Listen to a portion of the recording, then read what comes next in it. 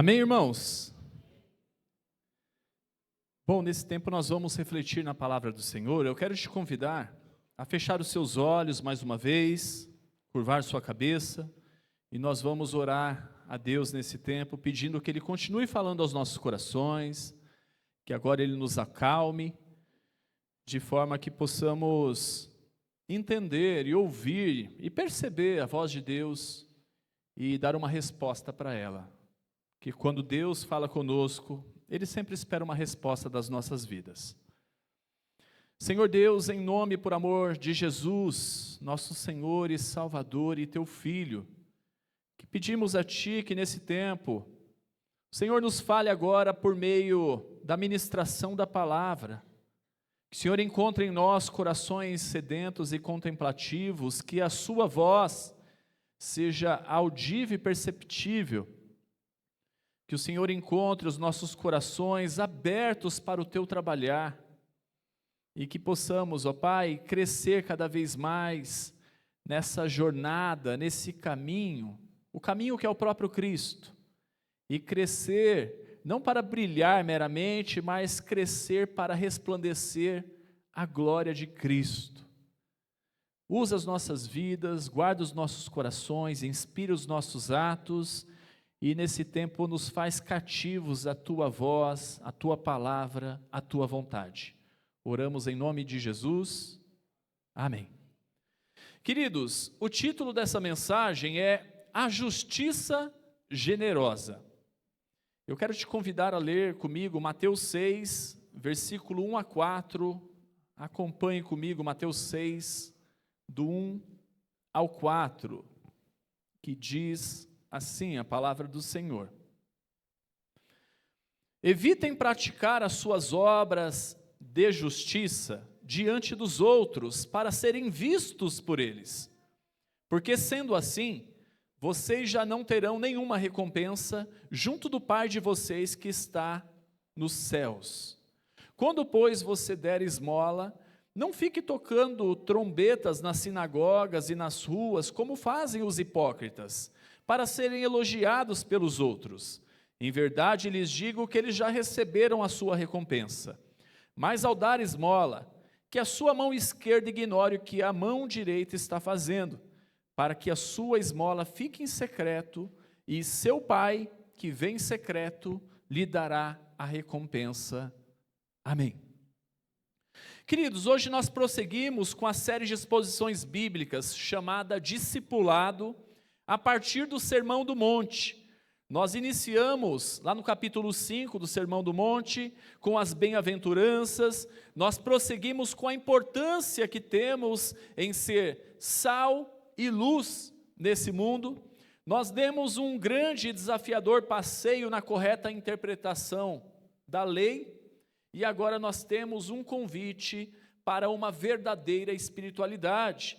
Mas esse ensino ele vem a partir de um parâmetro negativo, denunciado como hipocrisia religiosa, se referindo à prática dos fariseus. E hoje aqui, começando o capítulo 6, nós estamos adentrando no tripé da devoção judaica. E esse é iniciado aqui pela piedade, seguido pela oração e depois pelo jejum. E Jesus, ele escolhe essas três para representar todas as outras que ele chama de obras de justiça. Bom, a primeira coisa para se entender é que a piedade, aqui aparece como a esmola, era um dos quesitos mais importantes da espiritualidade judaica. E é muito importante nós termos em mente que quando aparece aqui esmola, não é a esmola que a gente conhece hoje em dia. Tá? Porque qual que é o cenário da esmola que nós conhecemos hoje em dia? É quando você está lá dentro do seu carro, ou quando alguém bate na porta da sua casa, e você vai lá e fala assim, peraí, deixa eu ver se tem alguma coisa na despensa, e você pega lá um pacotinho de açúcar, né? É tanta açúcar que dá que o povo vai ter diabetes daqui a pouco, né? Porque a gente procura aquilo que é mais perto, mais acessível, você vai lá, você dá um pacotinho para a pessoa, ou você olha no carro ou na carteira para ver se acha umas poucas moedinhas, e você vai lá e dá para essa pessoa. E não é nada disso. Não é nada disso. A gente tem que lembrar até mesmo do cenário de Ruth. Lembra do livro de Ruth que nós expomos há pouco tempo? Então, qual que era o cenário de esmola que eles entendiam? A gente tem que lembrar que era um tempo de agricultura, de colheita, e eles falavam para eles não colherem tudo, para eles deixarem uma boa quantidade para trás. E isso para o estrangeiro, para o necessitado. E a gente tem que lembrar que a própria Ruth, ela se serviu dessa colheita, onde eles deixavam além ainda da conta, né? E esse é o quesito de esmola que aparece nas Escrituras Sagradas. É bem diferente do que a gente conhece como esmola hoje em dia. E queridos, quem ama a Deus, ele prova esse amor amando o seu próximo. É isso que nós precisamos entender. Até mesmo nas cartas joaninas, João ele vai dizer, como que você ama a Deus que você não vê se você não ama o próximo que você vê? Então, quem ama a Deus, ele prova esse amor amando o seu próximo. E assim, quem foi alvo da misericórdia de Deus é instrumento da misericórdia para o próximo. O ser humano, ele não é salvo pelas obras, mas o ser humano ele é salvo para as obras, para as boas obras. E nós precisamos entender isso. E seguindo nessa jornada de discipulado, nós então entramos no capítulo 6. E é muito interessante um possível paradoxo entre o capítulo 5 e o capítulo 6. Contudo, nós veremos na exposição de hoje não se tratar de um paradoxo, mas de uma dualidade. Porque enquanto o paradoxo ele se define como ausência de nexo, dualidade ela é caracterizada pela qualidade que contém em sua essência duas substâncias, dois princípios. Uma coisa não está negando a outra, uma coisa está complementando a outra. No capítulo 5, nós tratamos acerca da visibilidade da igreja dos discípulos, a igreja de Jesus Cristo. No versículo 14, aparece ali como a cidade situada no alto de um monte. No versículo 15, ali vai falar sobre a luz dos discípulos, sobre a lamparina no lugar adequado. Vai falar assim que de maneira nenhuma você vai pegar uma lamparina, uma candeia, e você vai colocar debaixo de uma mesa. Não, você vai colocar num lugar alto da casa, para que ela possa iluminar a todos. E aí no versículo 16 vai falar sobre a luz dos discípulos.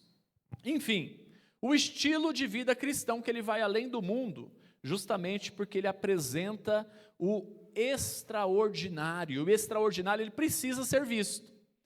Mas aí então a gente chega agora no capítulo 6 e parece, como eu disse para vocês, alguns podem olhar e falar é um paradoxo, mas não é uma dualidade, porque ali está falando que tem que mostrar. Aí aqui está chegando, está falando, não precisa mostrar, não pode mostrar, porque se você mostrar, então a gente fica um tanto confuso quanto a isso, muita gente fica, e eu tenho como propósito hoje explicar melhor isso para você, mostrando a ambiguidade na sua ação e a dizer que o que é que tem que ser visto e o que é que não precisa ser visto, que não pode ser visto, porque Jesus ele vai estabelecer um limite para o extraordinário e nos chama para uma reflexão sobre isso. Queridos, cada novo ensinamento que Jesus nos traz no Sermão do Monte sobre a espiritualidade e a devoção, ela focaliza não o ato em si mesmo ou a repercussão que os nossos atos eles têm sobre as pessoas, não é algo para poder ser assistido, aplaudido, para as pessoas estar assistindo e falando, nossa, olha lá, como que eles são diferentes. Mas o que Jesus ele vai nos mostrar aqui, na síntese, por trás de tudo isso, é que o importante não é para mim, o importante não é para os outros verem, mas o que é de fato importante é o Pai que percebe tudo o que nós fazemos.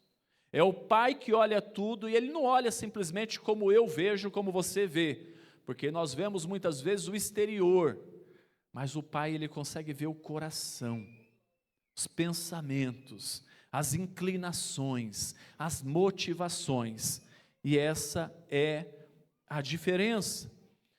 Os seres humanos, normalmente, eles se vislumbram com a ideia de santidade, mas facilmente se perdem nos pensamentos da boa opinião que as pessoas têm deles, como eles são espirituais. Então, assim, a busca pela perfeição genuína, ela se choca com a demonstração da exibição externa da piedade. Parece que quando tem plateia, as pessoas, no geral, dão um gás a mais. Se faltou plateia, aí já começa a ter um relaxo, né? Acho que é por isso que todo mundo fica pegando aquele versículo, falando, os olhos do Senhor estão em todos os lugares, hein? Porque fala, não tem plateia mesmo, não tem ninguém vendo, né? Tem até alguns videozinhos interessantes que circulam muitas vezes, e a gente dá risada pela internet, que vai mostrar o pessoal aí de transmissão, que faz fotos, que faz vídeo, aí eles começam a filmar as pessoas, né? Aí está passando. Aí quando o camarada está vendo que está chegando alguém com a câmera ali, na hora ele já fecha o olho, levanta a mão. Deixa eu mostrar que eu sou espiritual, né? Tem até um vídeo engraçado que o camarada ele abre o olho, aí quando vai ver a hora que a câmera chegou, ele fecha de novo. E assim, queridos, quando a gente se preocupa muitas vezes com o externo, com as pessoas observando, aquele objetivo de agradar o Pai, ele é trocado então pela exigência, pela ambição de agradar os seres humanos. E normalmente, quanto maior a exigência de santidade, maior a chance de hipocrisia. Por isso que quanto maior a visibilidade diante dos homens, é maior o perigo. Quanto maior a visibilidade. Quem que tem mais visibilidade? O pastor, o pessoal do louvor, é o missionário, aquele que aparece mais. Quanto maior a visibilidade, é maior o perigo de cometer esse ato, que ele é reprovado aqui. E tendo exigido de seus discípulos nada menos do que a perfeição, lá em 5,48, porque ali Jesus ele vai chegar, a gente viu até na mensagem passada falando sobre isso, sejam perfeitos. E quem de nós consegue ser perfeito? E aí o que nós vimos é que, imagina se Jesus ele coloca a régua lá embaixo, a gente tem a tendência de ser menos ainda, né? Então é bom colocar a régua lá em cima, porque aí a gente se esforça o máximo naquilo que tange a nossa própria força de vontade para poder fazer a nossa parte. E Jesus ele tem absoluta consciência da tendência natural do coração humano do auto-engano. E aí então ele faz um alerta contundente. Evitem praticar as suas obras de justiça diante dos outros para serem vistos por eles. O Dr. Martin Lloyd Jones, ele disse: o crente deve viver de tal maneira que os homens, ao olharem para ele, a contemplarem a qualidade de sua vida, glorifiquem a Deus. Ao mesmo tempo, cumpre-lhe relembrar que ele jamais deve fazer as coisas com o intuito de atrair atenção para sua própria pessoa. A revelação bíblica sempre defendeu a importância de ajudar os necessitados. Contudo, obedecendo a esses preceitos, o que move o nosso coração? Quando nós fazemos o bem para ajudar os necessitados, o que move o meu e o seu coração? A palavra diz, sejam perfeitos, lá no capítulo 5. Mas aí no capítulo 6 ela fala assim, mas tomem cuidado. E aí está a questão. De quem que nós buscamos a aprovação? Nós estamos preocupados, de fato, em suprir as necessidades do próximo e agradar a Deus? Ou nós estamos preocupados em conquistar a reputação por nossa generosidade e piedade? Os atos dos discípulos, que dependendo da tradução bíblica, eles são denominados como boas obras, vossa justiça, ou na versão que nós lemos que aparece como obras de justiça, eles devem ser praticados, mas não instrumentalizados para publicidade em benefício pessoal, porque essa é a censura do texto. E essa ação do discípulo, as obras de justiça, elas devem ocorrer, porque do discípulo se espera muito mais. Não apenas o ordinário, mas como nós vimos anteriormente, do discípulo se espera o extraordinário. E ele não deve ocorrer a fim de ser visto, porque senão, o extraordinário em nome do extraordinário, o visível apenas para se tornar visível, isso não faz sentido nenhum. A justiça que precisa exceder em muito, ela não pode ter um fim em si mesma. E, queridos, é uma linha tênue que separa uma coisa da outra. Se é feito para ser visto, ou se é visto porque é feito. E quem sabe a real motivação das obras de justiça é somente aquele que opera e o Deus onisciente. É somente aquele que está fazendo o ato do bem e o Deus que sabe todas as coisas. O discípulo, ele se esmera praticando a justiça. Contudo, essa justiça, esses valores, eles não são próprios da pessoa, mas eles vêm do reino. E passa a ser do discípulo a partir do momento que ele se torna um cidadão do reino. É isso que a gente tem que entender. A gente não pode se gloriar nisso porque esses valores, esses princípios, eles vêm do reino.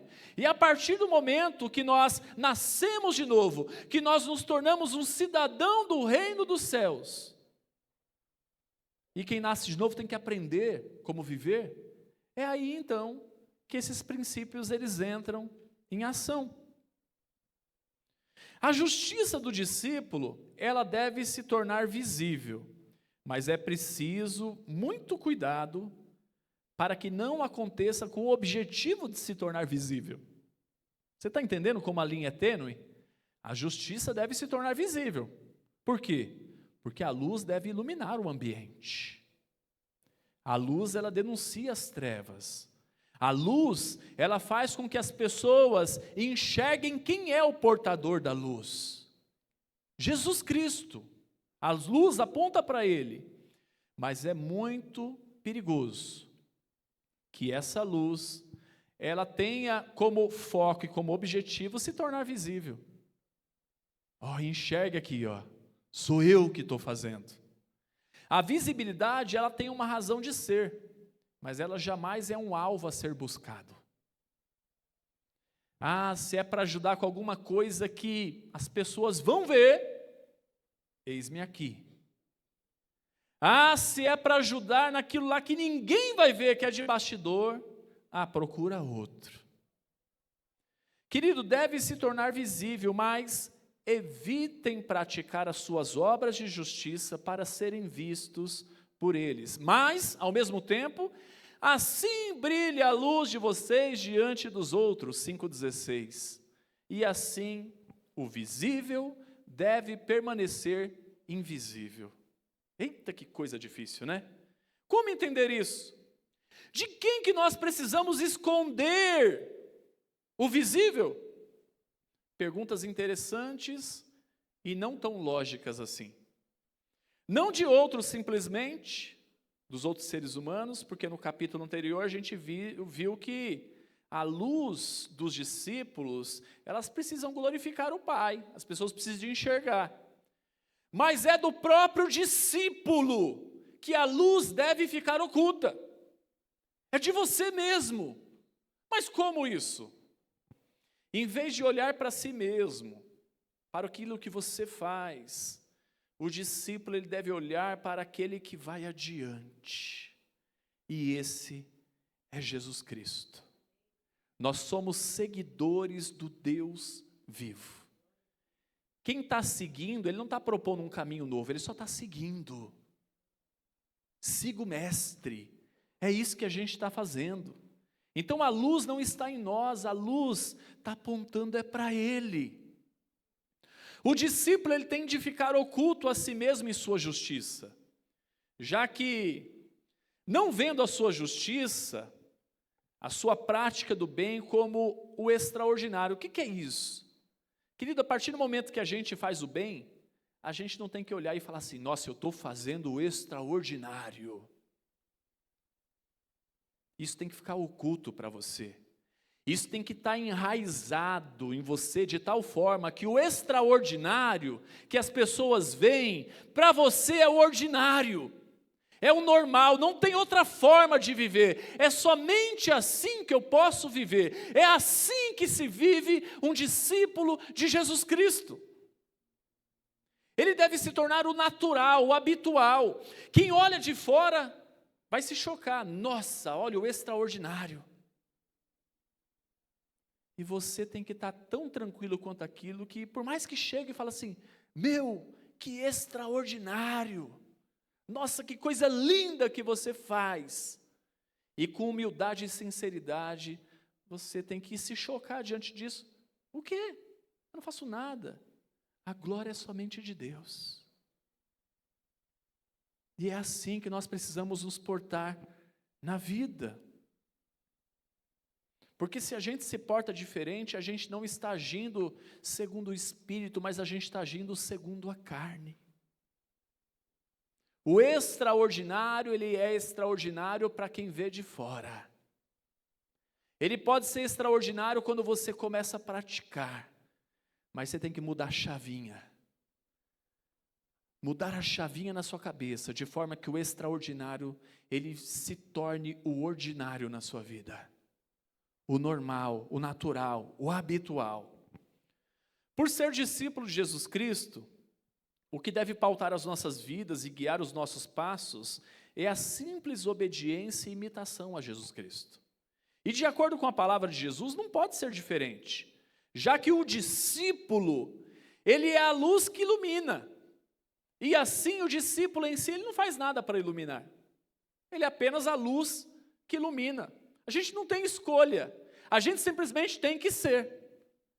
E mais, a luz que há em nós é a ação do próprio Deus. Ninguém produz luz própria.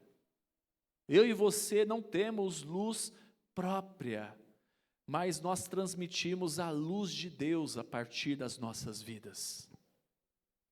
Para o discípulo, o extraordinário, ele consiste unicamente na obediência à simples vontade do Senhor, ciente de que não há alternativa, e portanto, o que eu e você fazemos é apenas o natural.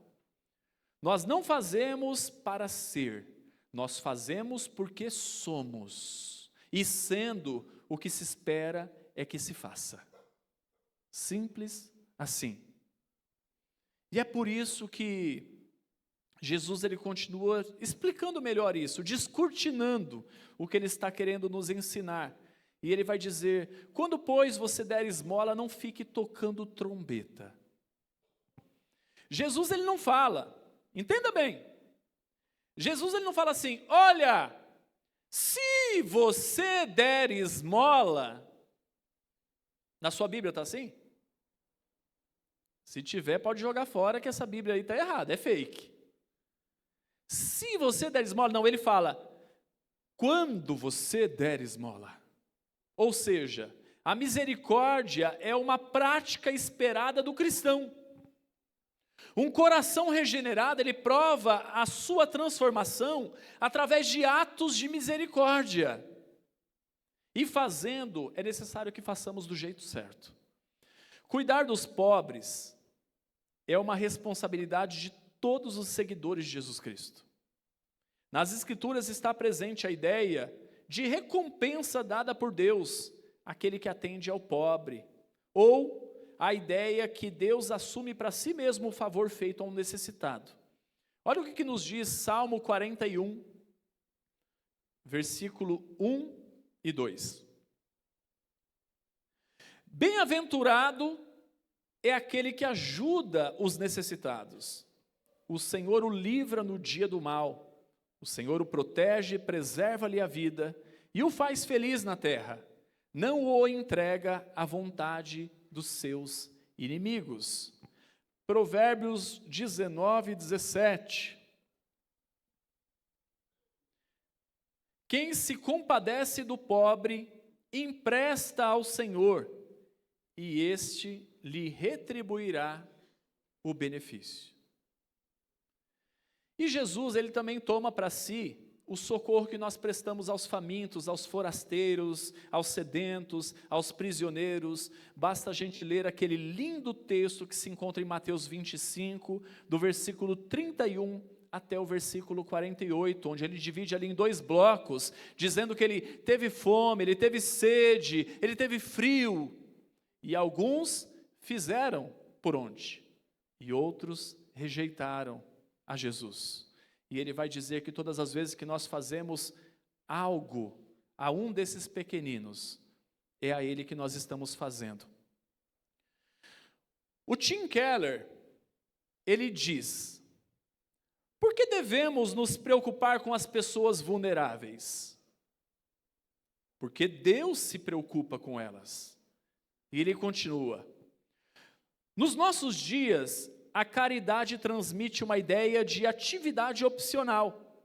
Contudo, não ofertar com generosidade não é mesquinharia, mas injustiça, uma violação da lei de Deus, uma vez que a Bíblia chama isso de obras de justiça.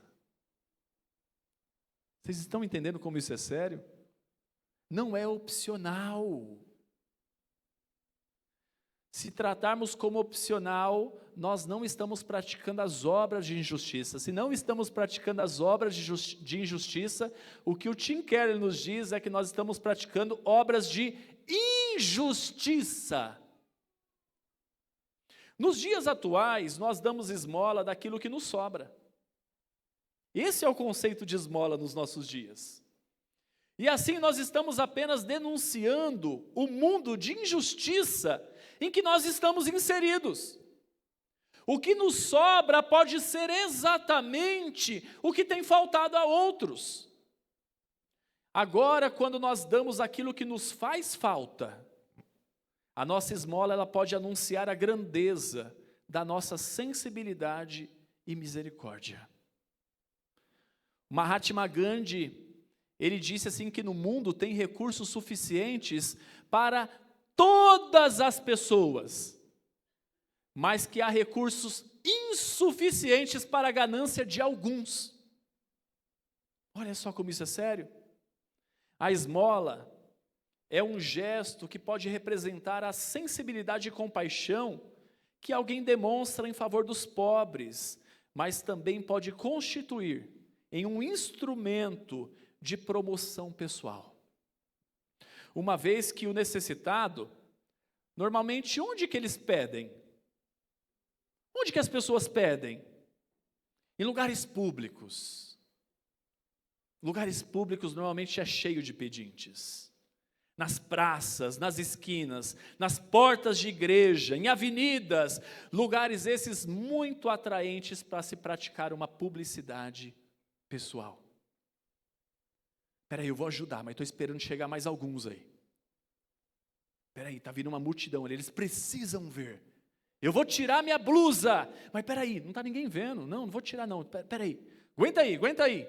Ó, chegou gente, agora deixa eu tirar e dar a minha blusa. O Charles Spurgeon, ele disse: ficar com 1 centavo em uma das mãos e uma trombeta na outra é uma atitude de hipócrita. O hipócrita em pauta aqui, ele se convenceu lá no fundo que ele está agindo pelo bem dos necessitados. De forma que pode ser que nem a ele mesmo, ele se dê conta da sua hipocrisia. Sabe aquela mentira que é contada muitas vezes, daqui a pouco a gente já está acreditando que é verdade? O hipócrita age assim, daqui a pouco ele já está acreditando mesmo que ele está fazendo o certo. E o necessitado que recebe ajuda, ele também agradece, ele não vê como uma coisa ruim. Pô, eu estava com fome, o cara me deu comida, está tudo certo. Tem gente que, quando está tão necessitado, ele se põe disposto à humilhação mesmo. Ó, tem que tirar foto, ó, tem que falar alguma coisa, ó, tem que fazer isso. O cara vai fazer porque ele está precisando, e às vezes ele nem consegue ter essa malícia de que alguém está se autopromovendo na desgraça que ele está vivenciando. Não. Mas acontece que quando esse age assim, ele só está contribuindo para o auto-engano do hipócrita. Contudo, esse, quando ele chega diante de Deus, quando ele vai desnudar a sua alma, quando ele enxerga quem ele é de fato, tudo não passa de um teatro. Um ator em cena. Hipócrita tem por definição ator. A palavra grega traduzida por hipócrita, ela significava isso mesmo, um ator. Mas quando chega no primeiro século, ainda no primeiro século, o termo ele passou a ser usado para pessoas que desempenhavam papéis e que viam o mundo como seu palco.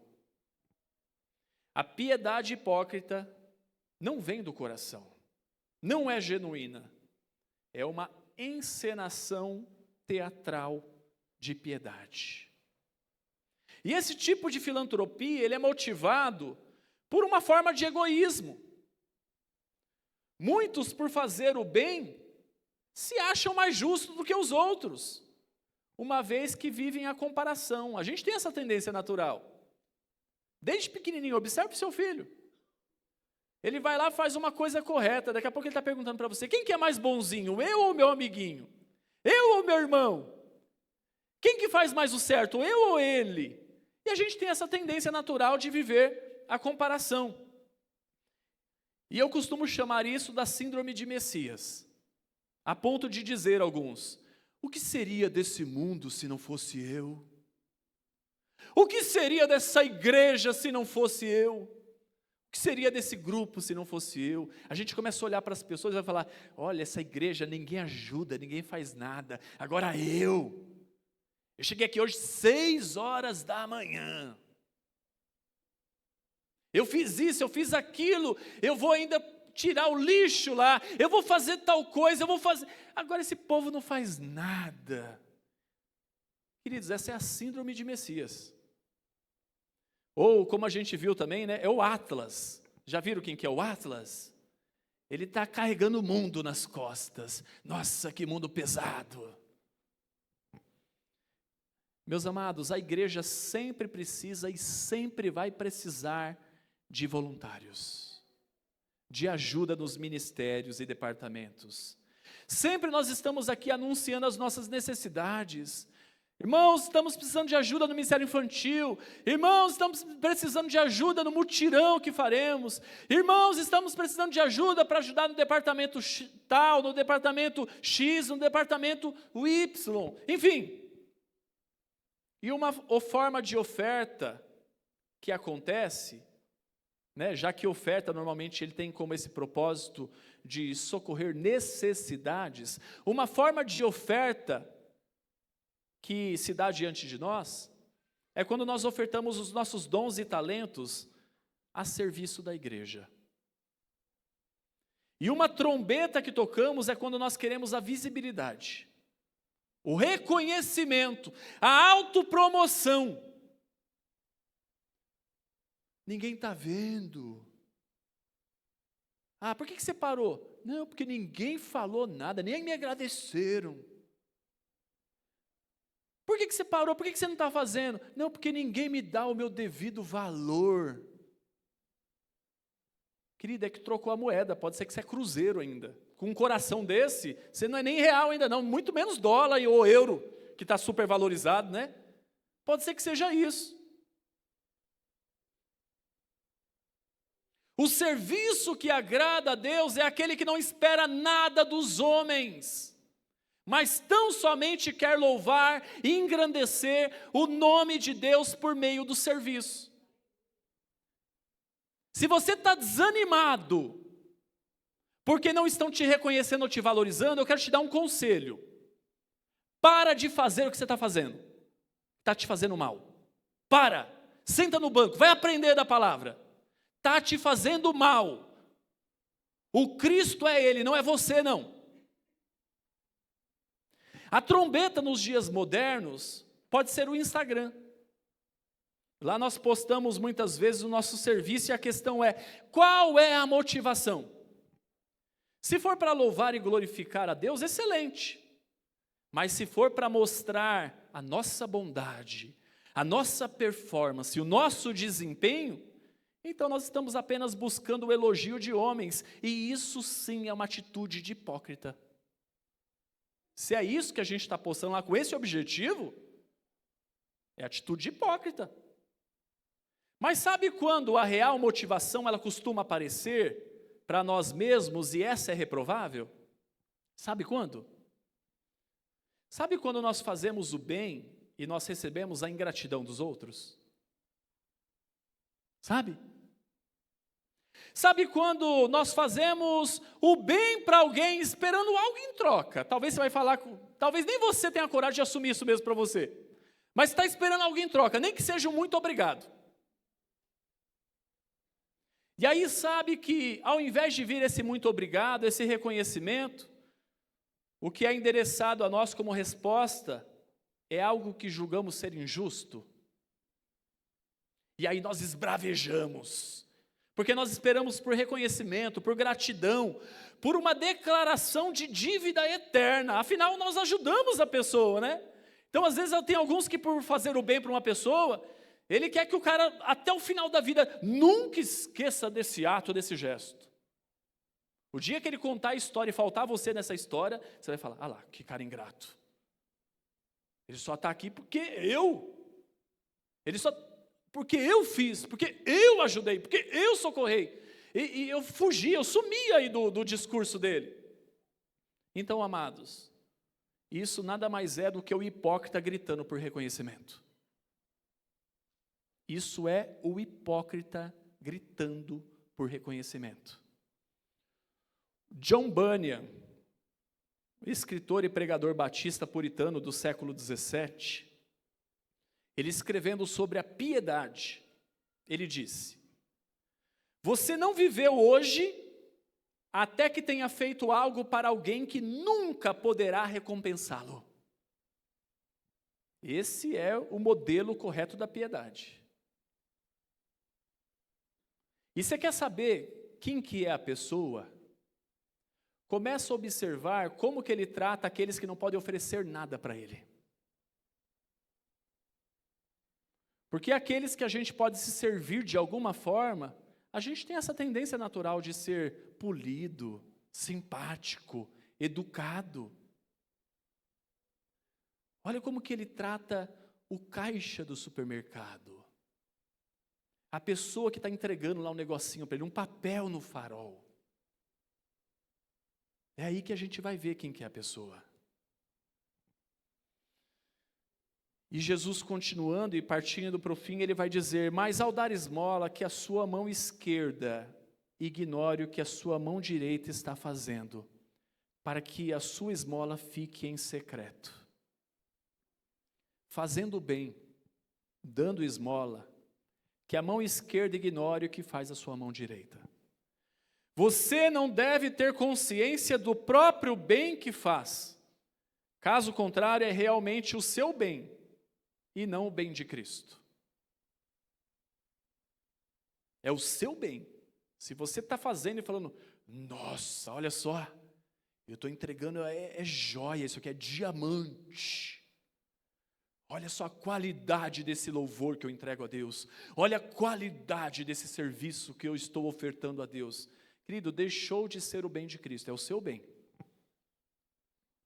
O bem de Cristo, ele ocorre de modo inconsciente.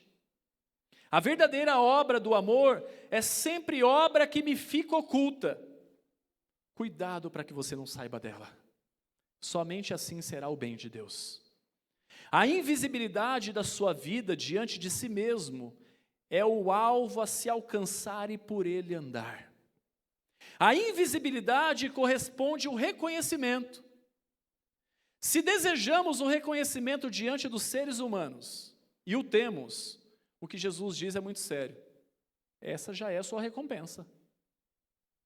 Essa já é a sua recompensa. Se você fez esperando o elogio e teve, seja feliz. Essa é a sua recompensa. O texto não está tratando aqui das implicações de dependência provocadas pela filantropia pura e simples. Se a esmola vai ou não gerar uma dependência. Não é disso que está falando, porque esse discurso a gente tem na ponta da língua. Não, eu não ajudo porque ele vai comprar pinga. Não, eu não ajudo porque ele precisa de trabalhar. Olha só, não é disso que o texto está falando. Se você está tratando disso aí, é outra coisa. Não é nada disso. Mas aqui Jesus está condenando a artimanha dos hipócritas em utilizar a esmola para a sua publicidade pessoal, para serem glorificados pelos homens. A filantropia ela deve constituir-se em um gesto em favor da vida. E qualquer propaganda nesse sentido, ela só é legítima se ela for um instrumento em benefício exclusivo do pobre ou do necessitado. Então, se você está fazendo algo que é em favor da vida e o benefício é apenas dele, beleza. Porque utilizar-se da miséria do outro para publicidade pessoal, isso é desumano. Desumano. Usar a situação do pobre necessitado e a nossa filantropia para promover a igreja, um grupo, e não o ser humano que necessita, é hipocrisia pura. Jesus recomenda a nossa atuação em favor do pobre, que ela seja marcada pela discrição. Há muitos glorificando aqueles que fazem e se expõem com o fim de serem vistos. E esses se alegram, já que eles nunca se contentariam de fazer o bem sem o reconhecimento do próximo. E a glória do seu exercício do bem, do seu próprio exercício do bem, e não o bem de Cristo, porque o Senhor ele não divide glória com ninguém, então isso aí já é a sua paga. E como que julga uma coisa da outra? Porque, como eu disse, é uma linha tênue. Queridos, não cabe ao que assiste fazer isso, e sim ao que faz o bem. É o próprio discípulo que conhece a sua motivação no exercício do bem. É o próprio discípulo. É o próprio discípulo que acolhe a glória dos homens, ou aponta com sinceridade e humildade que o bem que faz é apenas o bem de Cristo, que só segue ordens, e que a Deus seja dada toda a honra e toda a glória.